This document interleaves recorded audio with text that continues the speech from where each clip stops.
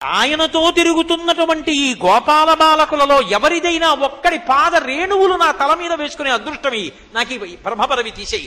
అహోభాగ్యం నందగోప వ్రజౌకసాం యన్మిత్రం పరమానందం పూర్ణం బ్రహ్మ సనాతనం అంటాడు వ్యాసుడు మూలంలో.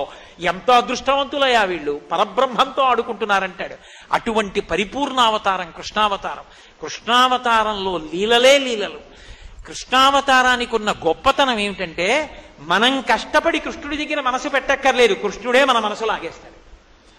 అది ఆ అవతారానికి ఉన్న గొప్పతనం. మీరు తెలిసి కానీ తెలియక కానీ కృష్ణలీలలు విన్నారనుకోండి, అవి ఏదో సరదాగా విన్నామని విన్నా సరే మన మనస్సుని లాగేస్తాయి, వశం చేసేసుకుంటాయి.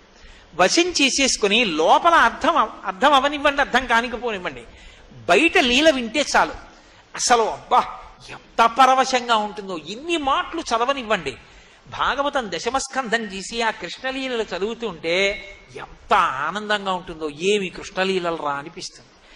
ఎంతమంది ఎన్ని రకాలుగా దర్శనం చేసి పొంగిపోయారు. వ్యాసుల వారు దర్శించారు, అంతకన్నా పోతన గారు, అంతకన్నా మధుసూదన సరస్వతి, అలాగే మహానుభావుడు లీలాశుకుడు, ఎంతమంది ఎన్ని దర్శనం చేశారు. అసలు ఆ కృష్ణలీలలు ఎవరో కొంతమందికి కనపడడం కాదు, ఉపాసన చేసిన ప్రతి వాళ్ళకి ఇప్పటికీ బాలకృష్ణుడిగా దర్శనమిస్తూనే ఉంటాడు. అందుకే పెద్దవాడైపోయిన కృష్ణుడి కన్నా బాలకృష్ణుడిగానే ఇష్టపడతారు.